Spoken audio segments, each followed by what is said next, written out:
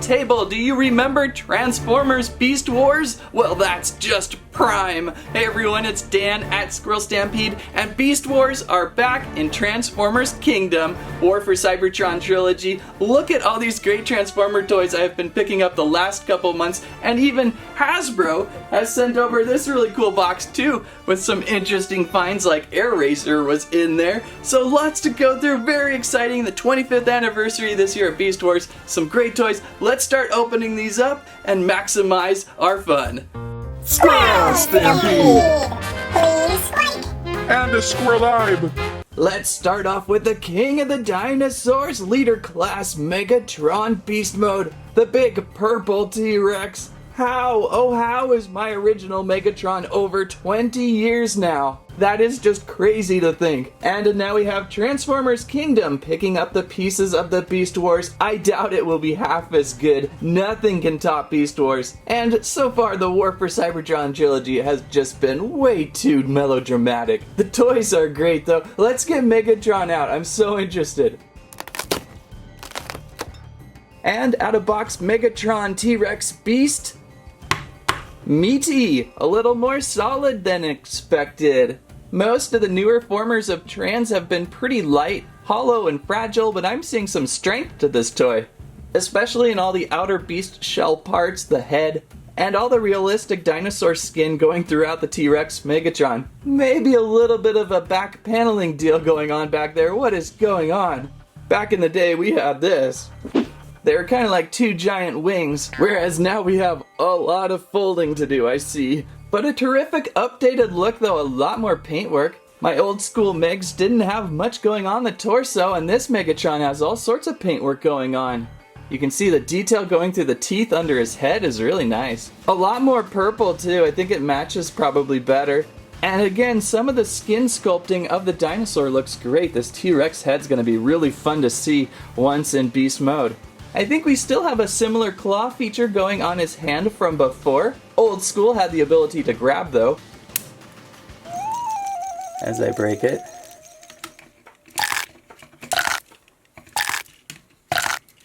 Whereas this new Megatron Beast, I think this is more of just your own hand skill positioning. I don't see any action feature to it. A lot more panels though. Oh, and his hip anchor cannons have been greatly reduced. Old school had these giant anchor shooters. It was crazy some of the amount of features these old schoolers had, even with their beast disguises for their helmets. As for articulation, Megatron seems to have a great deal of motion. We can rotate his head around, shoulders we can rotate around and reach out with his arms, elbows. This hand looks to be permanently grabbing his claw arm perhaps, and then we've got elbows over here and the great opening and closing of T-Rex chomping hands, and then waist rotation perhaps, and hips and knees, and some ankling in there, so lots of things to do with your Megatron. So I am pretty impressed with the modern version of this Megatron. There's a lot of detail, a lot of weight to it, and I'm looking forward to seeing it in Rex. Let's tee it. Oh, and what a treat it was to transform this Megatron, oh my. It's a strange balance of machine-like transformation inside encased outside by a skin-like beast transformation, but it's not entirely smooth. There is a lot of conflict with the outside skin and the inside mechanics of Megatron. I didn't even bother to show because I knew it was going to be a chore. Nothing like the old school. You can get the old school transformed in about a few seconds. So I am still very much in favor of my old school Megatron, a lot quicker to transform into Beast. And even though the green on his back is a little bit much, there's just a little more enjoyment in play. But that might just be nostalgia too. Thanks for stopping by, Megatron. You're welcome. Yes. But that's not to say I don't like the new Megatron. I think it's a lot of fun. It's just going to take a little more time to transform, and be wary of all these seams going throughout. Some of the seams are good. I think you can get a tail wag now. We can move this tail about, which is pretty nice. And there's lots of positions for these legs.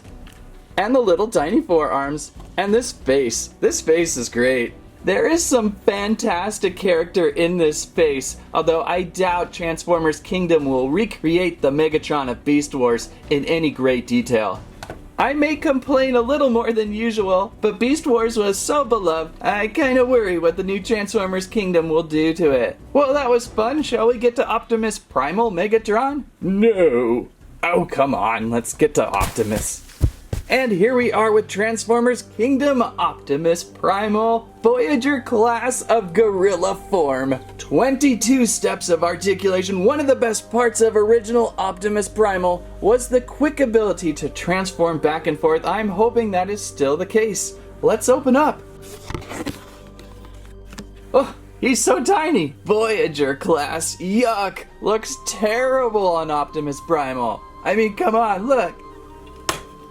Now this is just Prime. Kingdom Primal is just so tiny. Oh my, what have they done? And at the very least, make your Optimus Primal the same scale as your Megatron.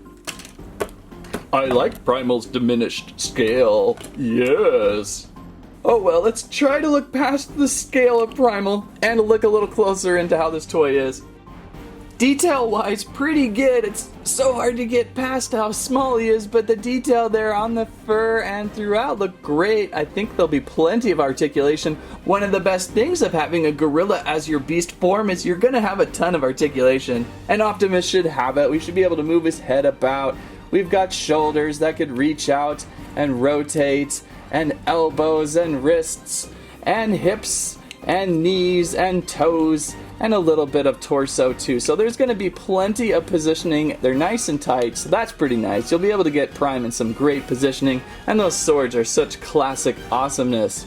Let's get Primal into beast mode and see how he looks. Alright, did I get it right? Something seems a little off with the legs. There's a couple different positions you can place him in gorilla mode. This one's just kind of like, I'm gonna go through the jungle, look for some bananas, maybe sit by a palm tree and have a coconut drink. It's not bad. Most of his robot mode is hidden except for some of the knees back there, and that's okay. There's always a little bit of that going on with Optimus. Let's get the old school transformed real quick too. Ah, there we go. Still impressive as well in gorilla form. Old school is. So much to do with the old school Optimus Primal. Let's try to get this guy into the other form of gorilla and see what that looks like real quick. Okay, so here's a more standing gorilla feature for Primal, and I like this pose a lot better. It's a little easier to work with, and he did often stand and sit like this back in the day, and I would imagine in the day of today. A little bit trickier to get old school to do that. So this is a one-up there. I think all in all, new Primal's pretty good. It's just the scale. I wish he was a little bit larger. Also, really good modern day gorilla sculpting going on. And oh, did I forget to show his arms? He does have little blasters that launch and lift up from his forearms. So that's a nice little extra feature too. And I guess there's an advantage of the Voyager class cost, running around 40 for Optimus Primal. Megatron's running way past 50 or 60, I believe. Pretty good. Let's move on to a few more. Whoa, we shot from leader class down to Voyager class, then way down to core class with Rat Trap. We're all gonna die. Great box art with a small little pack here. Rat Trap's been around for a while. I have my old school original right here. And then there was an updated Class 6 generation something Rat Trap a few years back. Don't even ask me to transform that one. And there we have Rat Trap out of box, a very SquirrelStampede-esque scale of figure of Rat Squirrel. In this case, I don't mind Rat Trap being small. Kind of fun to have him being able to climb around the ducts of the Predacon's ships and doing some attack work from within. They've done pretty good with Rat Trap through the ears. Old school had the legs sticking so far out. Mid school never seemed to get those legs sticking out as well as they should, although maybe I just need to rotate them. There we go. Ugh. He's a little fragile. But new school Rat Trap's just about right. Let's see him in beast mode. And a transformed Rat Trap, a well addition to the SquirrelStampede Scurry. A little small and a little complicated for its size. I think this is a toy that would have been really nice to see at a larger scale.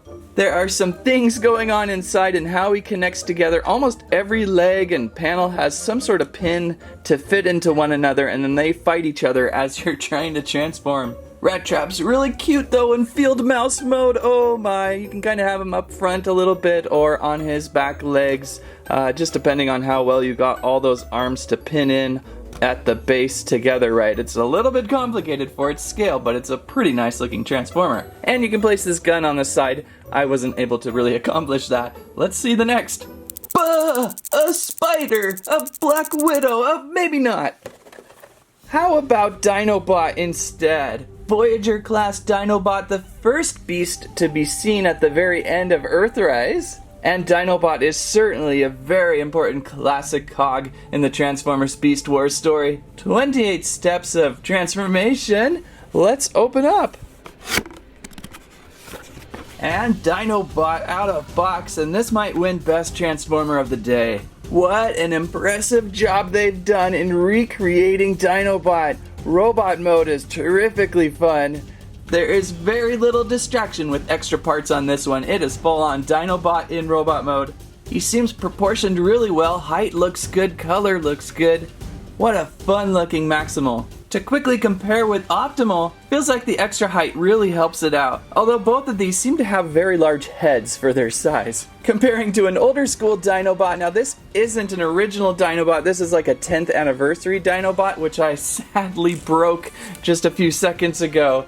They actually used screws back in the day on his feet, and the feet were screwed down so tightly when I flipped up his back leg support, it sadly broke off. Oh my goodness, what a sad day for Dinobot. Luckily, it wasn't too much of a critical piece. I think he'll be saved. But as you can see, they've done such a very nice job recreating Dinobot. They never really got Dinobot perfect back then, and now he's looking pretty perfect. He's a total warrior in action figure form. We've got shoulders that move all over the place, several different locations, elbows. I love Dinobot's classic raptor hands. We've got 3 fingers on one side and 2 on the other for grasping. He's got his signature spinning weapon, although it doesn't spin, it just kind of posts in.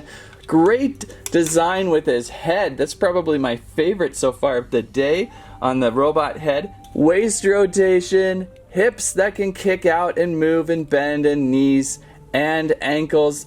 Plenty of warrior fighting action for Dinobot in robot mode. It will be very interesting to see if his raptor mode is just as tight. Let's transform and see what we got.